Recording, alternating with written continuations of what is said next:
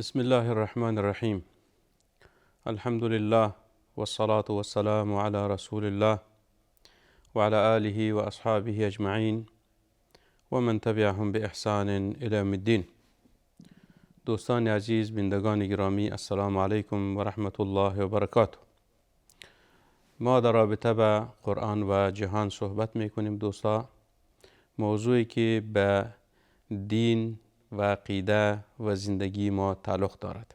خداوند متعال در قرآن عظیمشان برای ما انسانها و برای ما مسلمانان راههای دین و زندگی را آموخته است و اصل این مسائل ایمانیات و مسائل اعتقادی هست که نهایتاً هدف نزول قرآن هدایت بشر هست و یکتاپرستی هست و بندگی خداوند متعال هست. این تقریبا هدف اساسی نزول قرآن کریم هست و هدف اساسی بعثت پیامبران هست، چرا که خداوند متعال انسانها را آفریده است و از همین انسانها خواستند که همون خداوند یکتا را و خداوندی که خالق جهانیان هست امو را پرستش و بندگی کنند. این تقریبا خلاص مطالب قرآن هست. به خاطر رسیدن به این هدف که چطور میتواند انسان به این هدف والای برسد، بندگی خداوند، شناخت خداوند، این یک بسیار موضوع مهمی هست.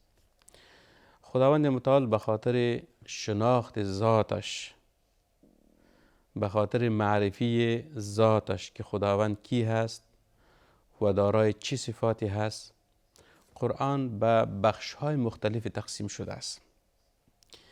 یک بخش قرآن کریم صحبت از ایمانیات و از مسائل عقیده می کند که خداوند از انسانها خواستند که به او ایمان آورند و از شرک دوری جویند. انسانها از شرک خود را دور بکنند، چرا که بدترین گناه شرک است. بعد از مسئله ایمانیات خداوند متعال ذکر میکند که باید انسانها به همون ذات یکتا ایمان بیارند که خداوند ذات موجودی هست، واجب الوجود هست. و سوم به پرستش و بندگی همون خداوند انسانها بپردازند. تنها اکتفا به این نمی شود که یک انسان به این معتقد باشد که خداوند هست و یا خداوند خالق جهان هست. اکتفا به چنین عقیده بدون عمل صالح بیهوده هست، چرا که مسائل اعتقادی با مسائل ایمانیات با مسائل عبادات با هم رابطه تنگاتنگی دارد. وقتی که یک انسان به ایمان داشته باشد که خداوند در این جهان هست و خداوند خالق جهان هست، دوم است که با همین خداوند انسان شرک نیاورد، دیگه کسی را با خداوند شریک نسازد. در چی؟ در طاعت و عبادات. چیزی که مختص به خداوند است او را به دیگران ثابت نسازد. این مسئله دومی شد. مسئله سومی است که همین انسان باید پرستش خدا را بکند. پرستش خدا را بکند.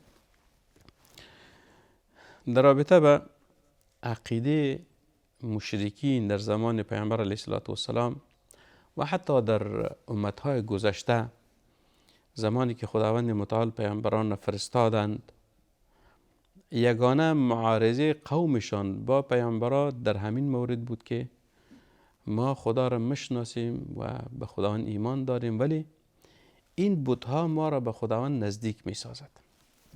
خداوند متعال در سوره بقره، یک آیه را خدمت شما تلاوت میکنم دوستان. خداوند متعال در سوره بقره چی می فرماید؟ اعوذ بالله من الشیطان الرجیم و اذا قیل لهم اتبعوا ما انزل الله قالوا بل نتبع ما الفینا علیه آباءنا اولو کان آباؤهم لا یعقلون شیئا ولا یهتدون. این آیه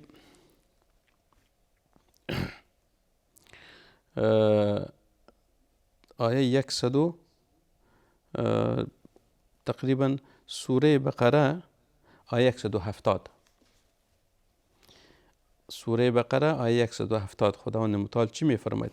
و اذا قیل لهم اتبعوا ما انزل الله.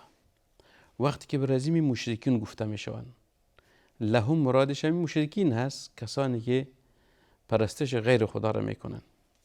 اتبعوا ما انزل الله، که ای مشرکین، ای کسانی که شما پرستش بت‌ها را میکنین، شما اتبعوا ما انزل الله، پیروی آن چیز را بکنن که خداوند او را نازل کرده، که او قرآن کریم هست، که او وحی الهی هست. قالوا، اونها چی میگفتن؟ بل نتبع ما الفینا علیه آباءنا اولو کان آباؤهم لا یعقلون شیئا ولا یهتدون. اونها میگفتن که نه خیر، ما پیروی آن چیز را میکنیم که پدران خود را به آن دریافتیم، یعنی براه پدرها و نیاکان ما روان میشیم، یعنی به مذهب قدیم، به دین قدیم، به عقیده قدیم. اولو کان آباؤهم لا یعقلون شیئا ولا یهتدون، در حالی که پدران اینها هم نه خردی داشتن و نه راهیاب بودن، اونها هم گمراه بودن. اینها هم گمراه هستن و اونها هم گمراه هستن. پس استدلال مشرکین در چی بوده؟ ای بود که ما به راه و مذهب و روش پدران خود اکتفا میکنیم، همون برای ما کافی هست و او راه نجات ما هست، در حالی که کاملا چی بود؟ خلاف عقیدهشان وحی الهی بود که خداوند اونها را منع میکرد. در آیه دیگر خداوند متعال میفرماید در رابطه با همین عقیده مشرکین، میفرماید و اذا قیل لهم وقتی که به مشرکین گفته میشود چرا پرستش بت‌ها را میکنین، اونها چی میگفتن؟ ما نعبدهم الا لیقربونا الی الله زلفا. ببینین استدلال منطقی یا عقلی یا امو اندازه عقلشان که به او استدلال میکردن، که بسیار یک عقل کوچک یا نادانی اونها بود یا نافهمی از اونها بود. وقتی که پیامبر برشان میگفت که شما چرا پرستش بت‌ها را میکنید، این خب بت است، این سنگ است، این چوب است، اونها چی استدلال میکردن؟ ما نعبدهم الا لیقربونا الی الله زلفا. ما اصلا پرستش از یارا نمی کنیم، ما پرستش بت‌ها را نمی کنیم، ما به بت‌ها سجده نمیگذاریم، ما از بت‌ها چیزی نمیخواهیم مگر الا لیقربونا الی الله زلفا. یعنی به استدلال میکردن که ما به خداوند رسیده نمیتونیم ولی از طریق بت‌ها خدا میرسانیم. به کی؟ به خداوند. هدف ما چیست؟ هدف ما است که همین مشرکین به این عقیده داشتن که خداوند هست و خداوند خالق جهان هست، ولی مشکلشان در چی بود؟ مشکلشان با پیغمبرا، با دعوت الهی، با رسالت آسمانی همی بود که اینها فکر میکردن که دینشان، عقیدهشان، مذهبشان، راهشان، روششان، عبادتشان از دعوت پیغمبرها کده بهتر است.